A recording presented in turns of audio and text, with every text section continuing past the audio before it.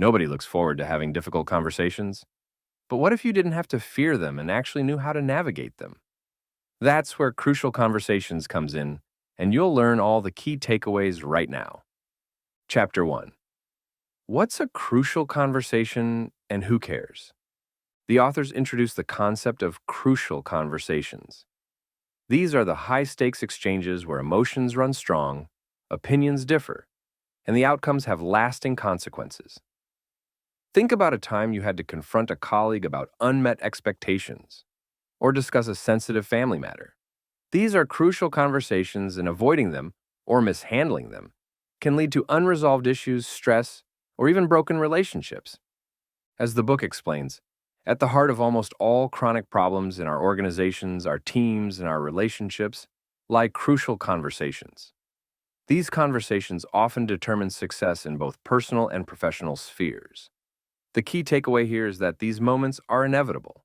Recognizing them and preparing for them can transform how we handle challenges. The authors challenge us to notice when stakes are high, emotions are charged, and perspectives differ. Once we identify these moments, we can approach them with intention and strategy. Avoiding such conversations might feel easier in the short term, but it often leads to greater problems down the road. The first step is simply committing to learn and apply effective communication techniques. By doing so, we set ourselves up to handle life's crucial moments with clarity and confidence. Please don't forget to like the video and subscribe to the channel. Thank you. Chapter 2. Mastering Crucial Conversations. The Power of Dialogue. Dialogue is the free flow of meaning between people. It's not about winning an argument or proving your point. It's about creating a shared pool of understanding. When dialogue flows freely, everyone involved can express their ideas and feelings without fear of judgment.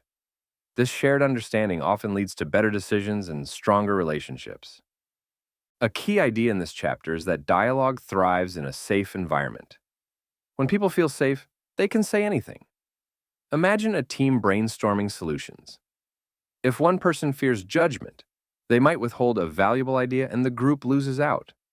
Safety fosters open and honest communication, allowing ideas to emerge without defensiveness or hostility. To master dialogue, start by practicing active listening. Listen not to respond, but to understand.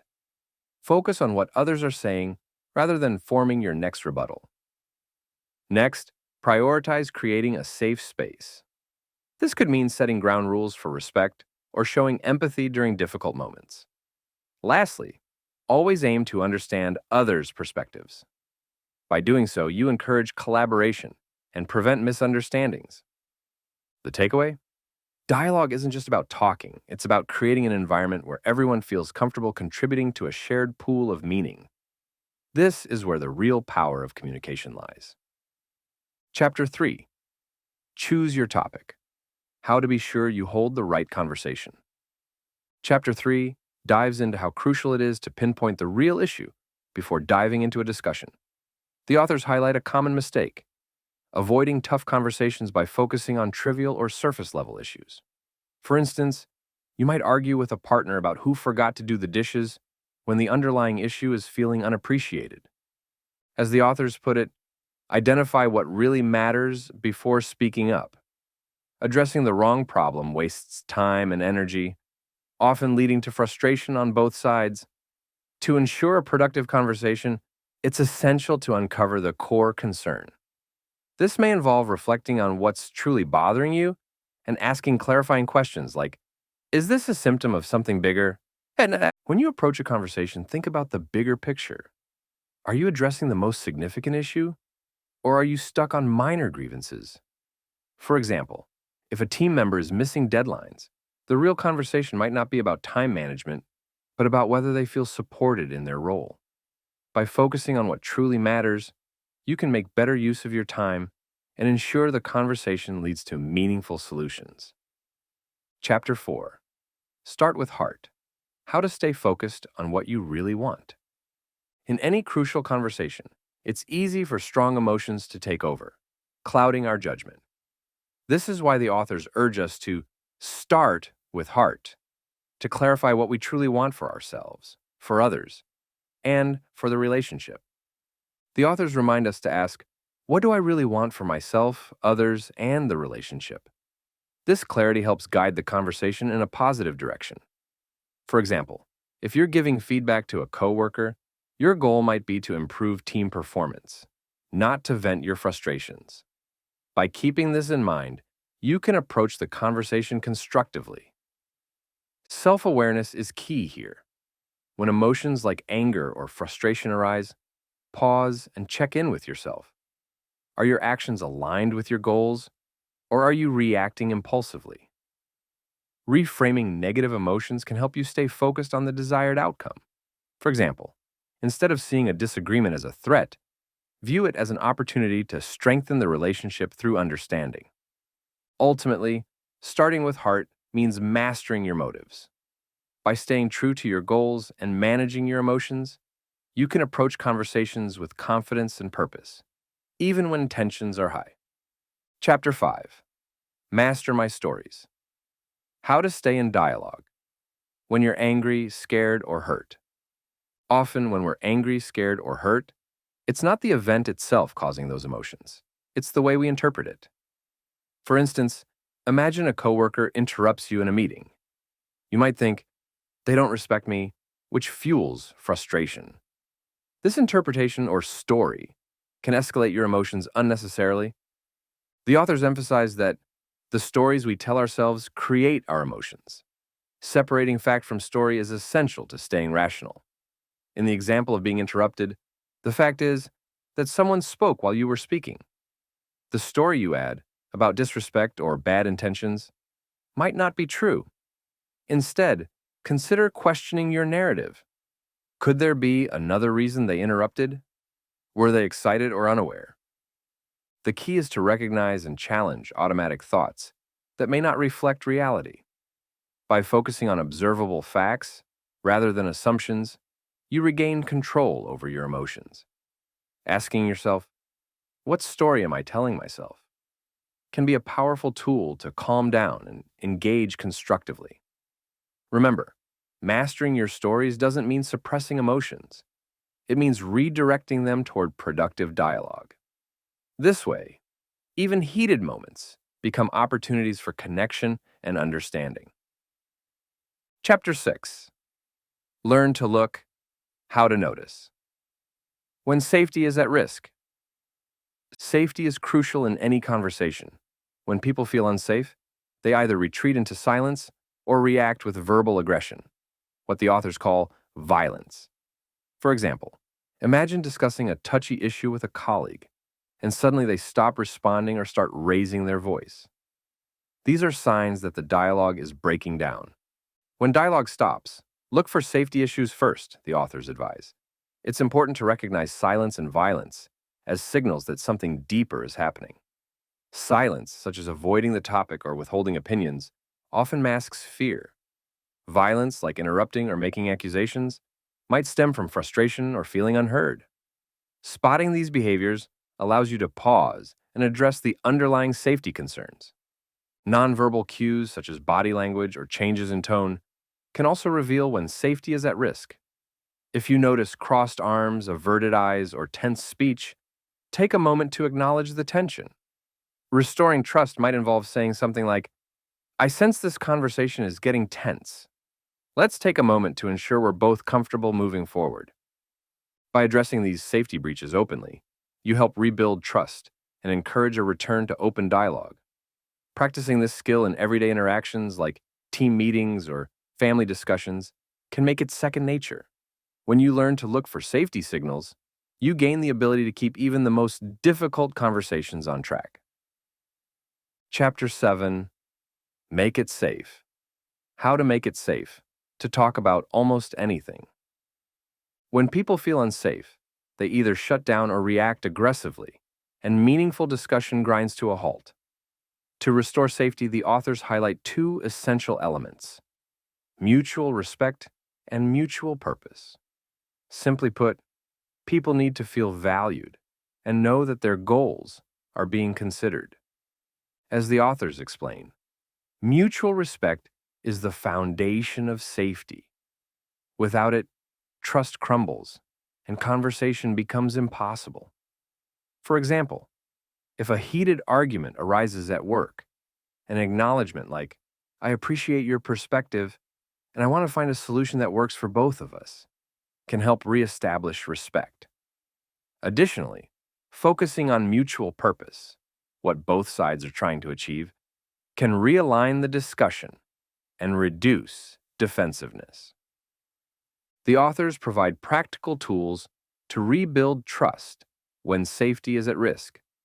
Apologizing when necessary can go a long way in repairing respect, while contrasting statements help clarify your intentions and prevent misunderstandings. For instance, saying, I'm not suggesting your efforts aren't valuable. I just want to discuss how we can improve the process, reassures the other person of your respect while addressing the issue. Ultimately, ensuring safety requires empathy and active listening. By acknowledging others' feelings and finding common ground, you create an environment where honest dialogue can thrive. Practicing these strategies makes it easier to tackle even the most sensitive topics with confidence and care. Chapter 8.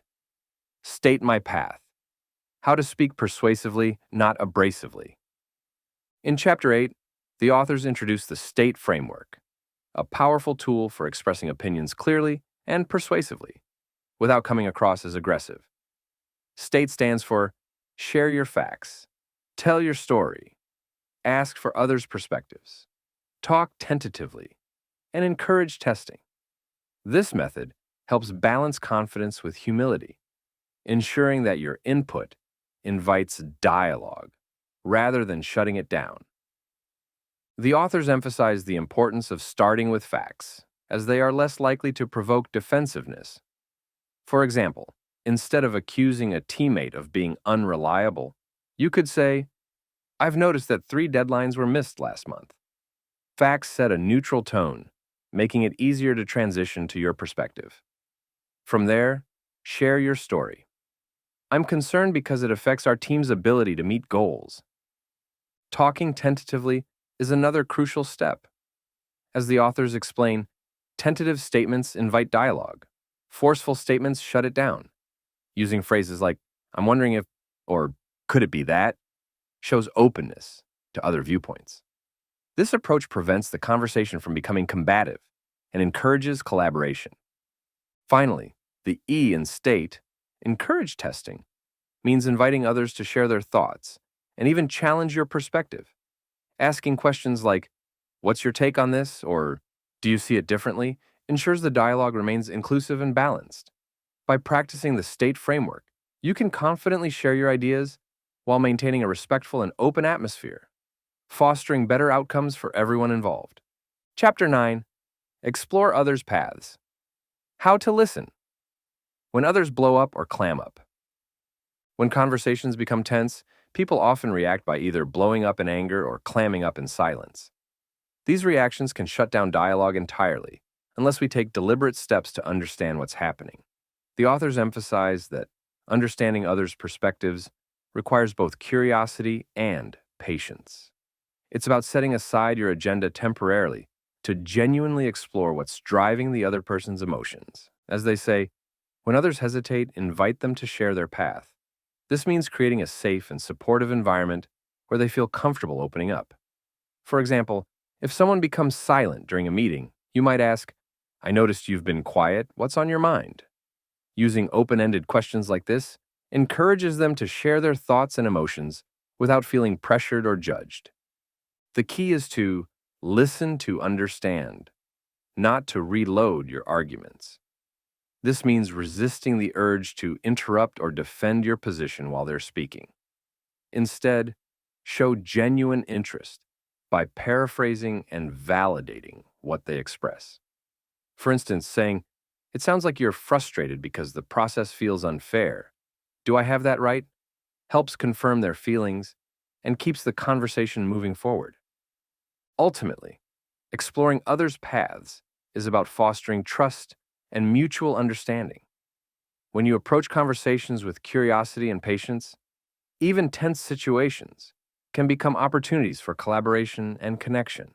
It's a skill that takes practice but pays off in stronger relationships and better outcomes.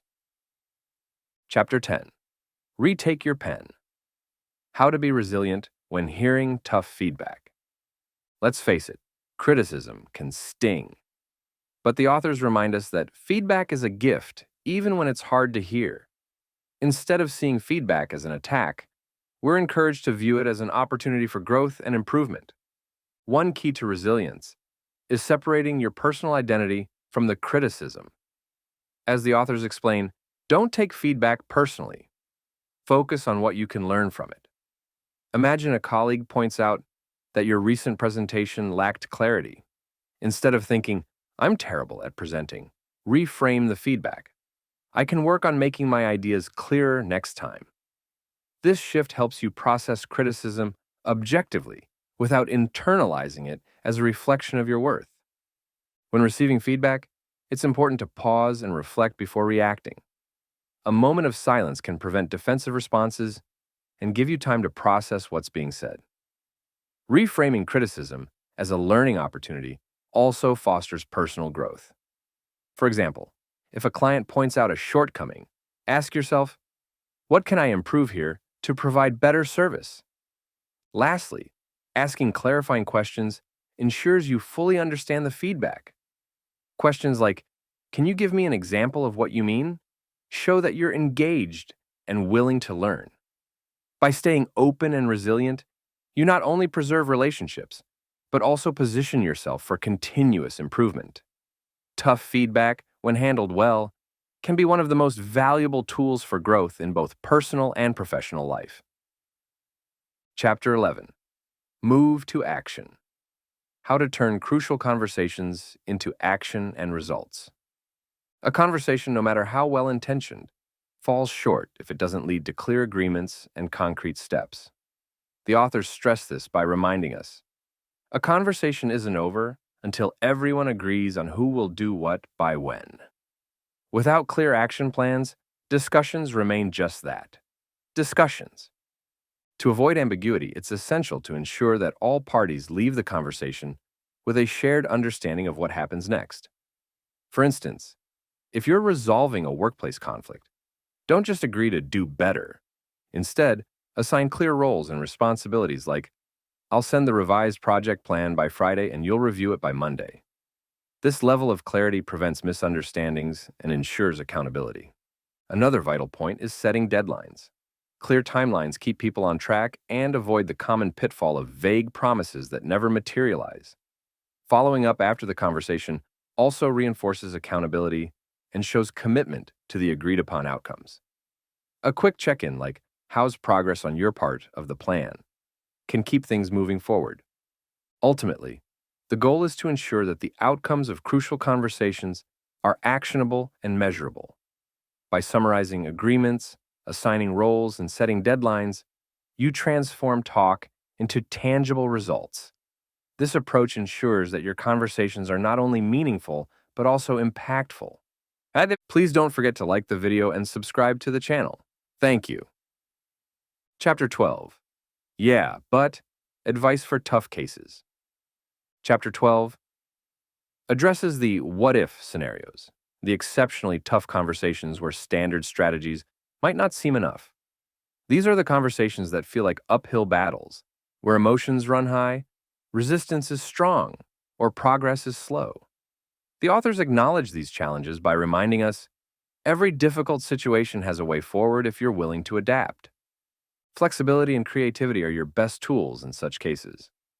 For example, if someone is particularly defensive, you might need to shift your approach, perhaps by starting with common ground or acknowledging their emotions first. The authors emphasize that there is no one-size-fits-all solution for tough conversations. This means being prepared to adjust your tactics based on the situation. Preparation is key here. Before entering a tough conversation, brainstorm possible scenarios and responses. Think through the objections or roadblocks you might face and plan how to address them. Creative problem solving can also help. If a direct approach isn't working, consider indirect strategies, like asking questions that guide the other person toward a solution. Finally, patience is crucial. Progress might be slow, and you might need to revisit the conversation multiple times to achieve your goals. By staying adaptable and persistent, even the toughest cases can eventually find resolution. Remember, navigating difficult situations is a skill that improves with practice and experience. Chapter 13. Putting it all together. Tools for preparing and learning. The final chapter ties everything together, emphasizing preparation and continuous learning as the foundation for mastering crucial conversations. The authors remind us that success in these high-stakes moments isn't something you achieve overnight. The more you practice, the better you'll get at handling high-stakes moments, they explain. This process requires effort, reflection, and a commitment to growth. Preparation is the first step. Develop a personal action plan that includes the techniques and tools you've learned throughout this book. For instance, practice the STATE framework, refine your listening skills, and rehearse ways to create safety in conversations. The more intentional you are, the more confident you'll feel when the stakes are high. Reflection is another critical component. After each conversation, take a moment to assess what went well and what could improve. Seek feedback from trusted colleagues or friends to gain new perspectives on your approach. This kind of reflection helps solidify lessons and prevents repeating the same mistakes. Lastly, revisit and review the principles regularly to reinforce your skills. Crucial conversations are a journey, not a one-time event. By committing to lifelong learning, you'll continue to build the confidence and competence needed to navigate any situation effectively. With practice and preparation, you'll not only handle crucial conversations well, you'll thrive in them.